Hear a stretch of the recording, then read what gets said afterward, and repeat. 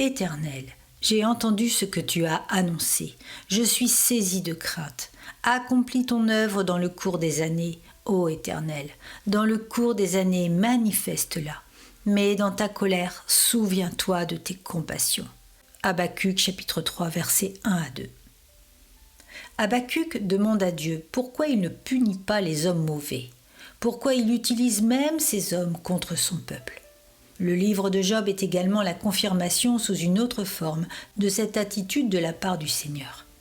Toutefois, le livre d'Habacuc est avant tout l'expression du contrôle de Dieu sur le monde, malgré le triomphe apparent du mal.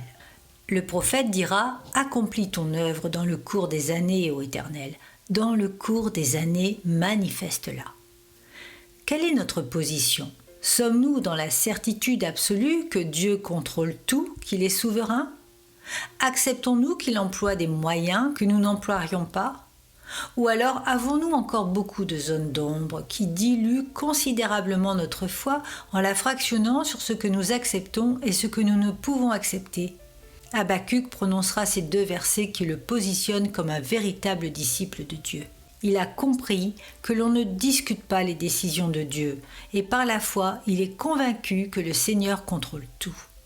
Habacuc est assuré que tout ce que fait le Seigneur, c'est pour le bien de son peuple. Il terminera d'ailleurs au chapitre 3, versets 18 et 19 par cette magnifique proclamation. « Toutefois, je veux me réjouir en l'Éternel. Je veux me réjouir dans le Dieu de mon salut. L'Éternel, le Seigneur, est ma force. Il rend mes pieds semblables à ceux des biches, et il me fait marcher sur mes lieux élevés. » Frères et sœurs, est-il plus important de tenter de comprendre l'incompréhensible ou de se dire que tout concourt au bien de celui qui adore notre Seigneur ?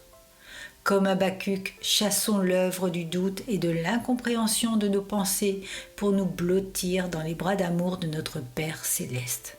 Et comme l'affirme le psaume 91, versets 1 à 4, celui qui demeure à l'abri du Très-Haut repose à l'ombre du Tout-Puissant.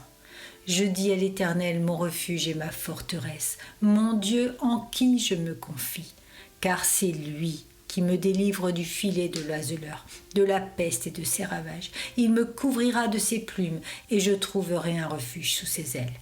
Sa fidélité est un bouclier et une cuirasse.